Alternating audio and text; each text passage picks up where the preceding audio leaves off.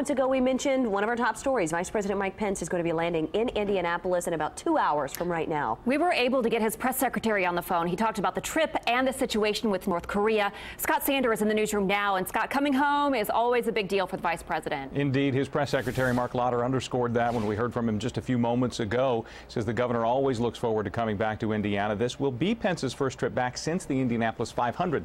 We've been telling you all morning here on Daybreak there are two key events for the vice president today. The first is a keynote speech at a fundraiser for the Indianapolis 10-Point Coalition. We were there in July of last year when then Governor Pence walked the streets with the coalition. Coalition leaders are planning to expand around Indiana. The vice president spokesperson told us today's visit puts the mission on a national stage.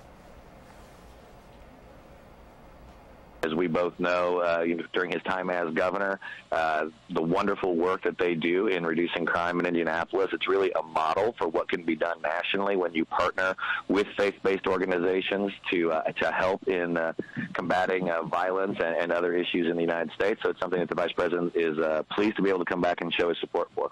Now, after the 10-Point Coalition luncheon, the vice president will then go to the State House for the unveiling of his official portrait for his time as governor.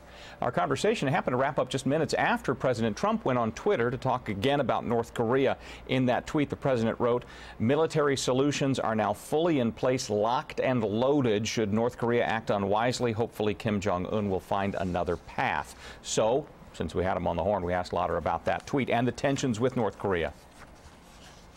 But he's very serious in the fact that the United States is going to stand strong in defense of our country and its allies, and it really falls upon the regime in North Korea to decide how this is going to go next. We want a denuclearized Korean peninsula. The world has called for that, and we seek to de-escalate these tensions, but it's going to fall to the North Koreans to make that choice and how this is going to go forward. We are covering the vice president's entire trip here today. You can watch the arrival of Air Force Two about 10:30 on wishtv.com. We'll stream it. We plan to carry his comments to the 10-Point Coalition live, both streaming on wishtv.com and here on air on Wish TV. Then we will stream the portrait ceremony from the State House on the web as well. Lauren and Kylie. Okay, Scott, thanks so much. It is